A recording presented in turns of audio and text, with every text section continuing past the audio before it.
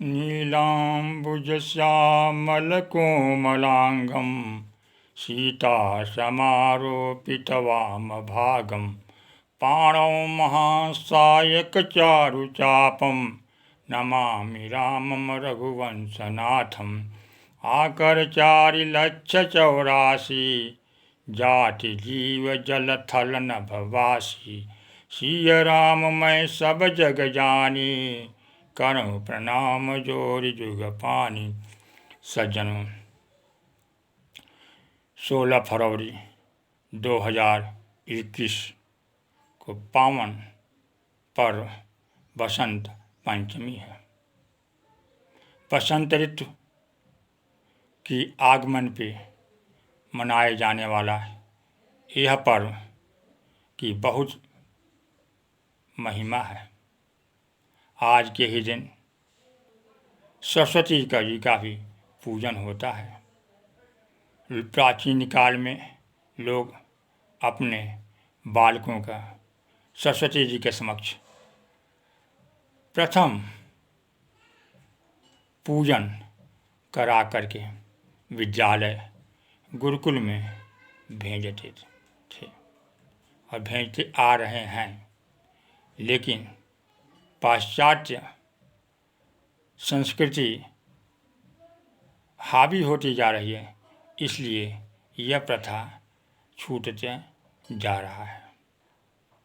बसंत ऋतु के समय खेतों में हरियाली छा जाती है, गेहूं की बालियां निकलने लगती हैं, किसान भी प्रसन्न हो जाते हैं। इसलिए गेहूं की नई बालियों की अन्न, दही, गुड़ मिश्रित करके कुल देवता का पूजन करते हैं, उनको भोग लगाते हैं। तत्पश्चात प्रसाद के रूप में ग्रहण करते हैं और सरस्वती जी की भी पूजन पाठ करते हैं।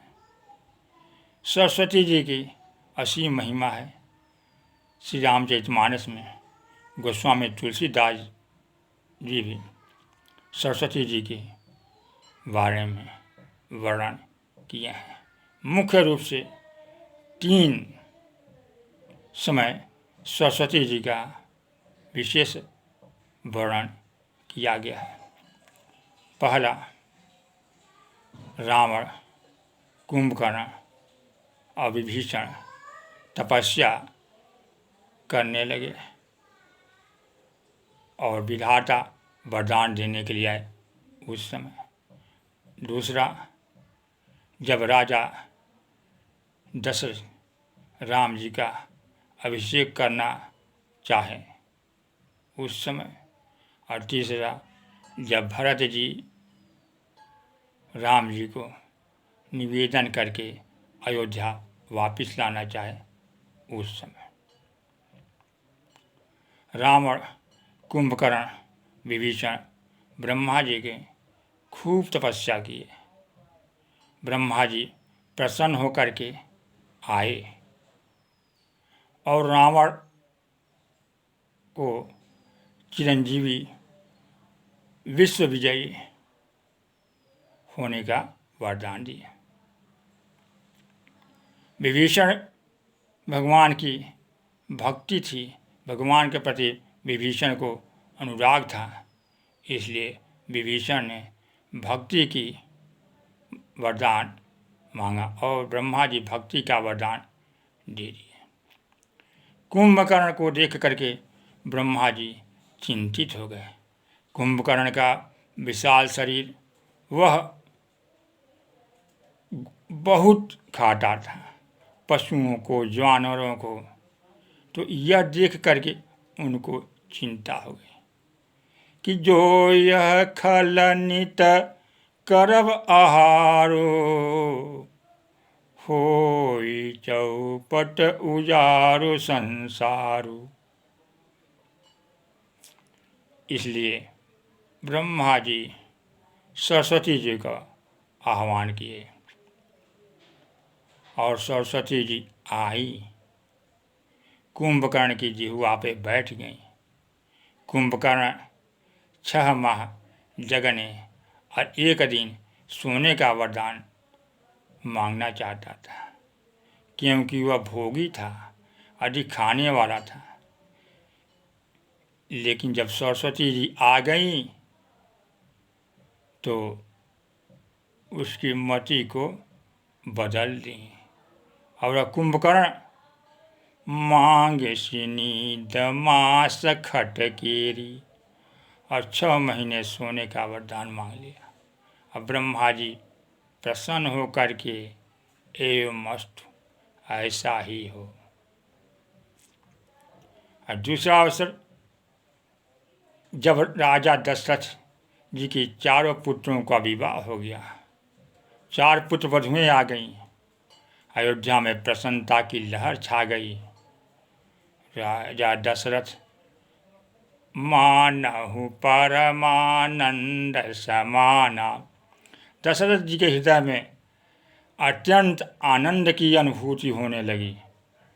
इसलिए वह सोचे कि राम जी का राज्याभिषेक कर दिया जाए और तपस्या करने के लिए वानप्रस्थ की ओर प्रस्थान किया जाए। कौशल्या भी खुश हुई। पूजी ग्राम देवी सुरनागा, कहे सी बहोरी दीन बलि भागा, कि राम जी का अच्छी तरह से अभिषेक हो जाए, उसके पश्चात फिर बलि भोग लगाऊंगी। देवताओं को पता चल गया कि राम जी का तो अभिषेक होने वाला है, अभिषेक हो जाएगा, राजगद्दी पे आसीन हो जाएंगे, हम लोगों का क्या होगा। इसलिए सुमेरी शारदा, शारदा का स्मरण किए, सरस्वती जी का स्मरण किए और बार बार सरस्वती जी के पैर पर पड़ने लगे और कहने लगे, विनय हमार सुनो, आप मेरा विनय सुनिए, किसी तरह से राम जी का राज्याभिषेक न हो।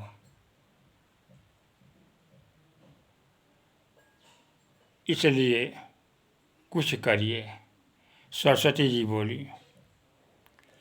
कि ऊंच निवास नीच कर तूती, तुम लोग का स्थान तो बहुत ऊंचा है, लेकिन दूसरे की भलाई नहीं देख सकते हो।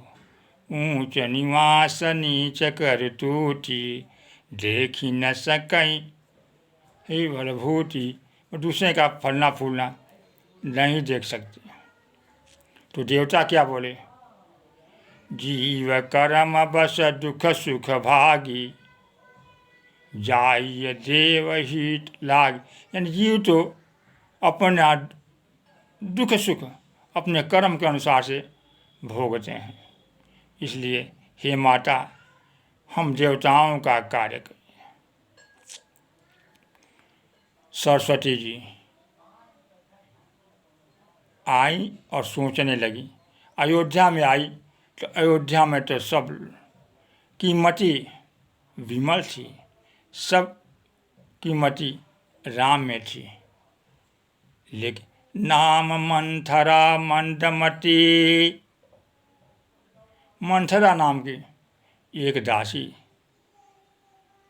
अब उसी के जिह्वा पर विराजमान हो गई और वह कैकेयी को जा करके कहने लगी कि राम जी का राज्याभिषेक हो जाएगा, कौशल्या का मान बढ़ जाएगा और तुम्हारा मान घट जाएगा,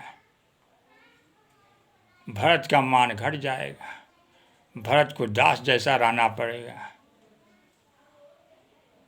कैकेयी ने मंथरा को बहुत डांटा फटकारा, लेकिन मंथरा की कुटिल बुद्धि काम कर गई और राम जी का 14 वर्ष का वनवास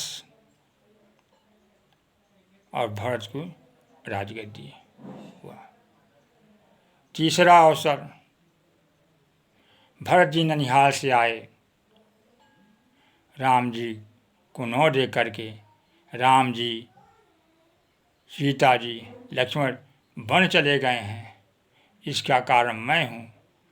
ऐसा सोच करके वह ग्लानि से भर गए और राजपाट को स्वीकार नहीं किए और वापस लाने के लिए चल दिए। तब देवताओं को चिंता कि यह जाएंगे और राम जी को वापस लाएंगे तो रावण का वध कैसे होगा, रावण का संहार कैसे होगा। तो वह सरस्वती जी को पुनः याद किए और सरस्वती जी आई, कहीं कि हमसे कह रहे हो भरत भरत हृदय से राम निवासु, यह की तेरे प्रकाश, मन भरत के हृदय में तो सिया राम जी का निवास है, क्या वहाँ पर अंधकार किया जा सकता है, उनको मति को फेरा जा सकता है। इसलिए वहाँ से वह लौट गई।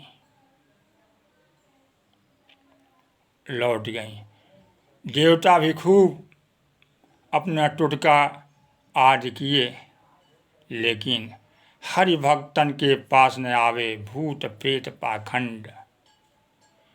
भरत जी पर देवताओं के द्वारा उच्चाटन आदि का कोई प्रभाव नहीं हुआ। इस प्रकार श्री रामचरितमानस में मुख्य रूप से सरस्वती जी का 3 प्रकार से देवताओं ने आह्वान किया है। वास्तव में देखा जाए तो सरस्वती जी का पूजन किस प्रकार किया जाए, सरस्वती जी से किस प्रकार से अपना फल अभीष्ट की सिद्धि किया जाए। तो सरस्वती जी का आह्वान भक्ति हेतु किया जाए। भगति हेतु विधि भवन विहाई, सुमिरि शारदा आवति धाई। अगर भक्ति हेतु, स्मरण हेतु, देवताओं के स्मरण हेतु, ध्यान हेतु अगर सरस्वती जी का आह्वान किया जाता है तो वह विधाता का भवन छोड़ करके चली जाती हैं। रामचरित सर बिना अनुआए, और रामचरित सर बिन अनुआए कोटि सम न जाय उपाय। इसलिए सरस्वती जी का ध्यान, पूजन, उपयोग सत्कर्मों में, सद्भाव में, समाज के विकास के लिए, समाज के उत्थान के लिए किया जाना चाहिए, न कि दूसरों के पतन के लिए। इसलिए सरस्वती जी का उपयोग पूजा पाठ, भक्ति और परहित तथा ज्ञानार्जन में किया जाना चाहिए। सियावर रामचंद्र की जय, पवन सुत हनुमान की जय, उमापति महादेव की जय।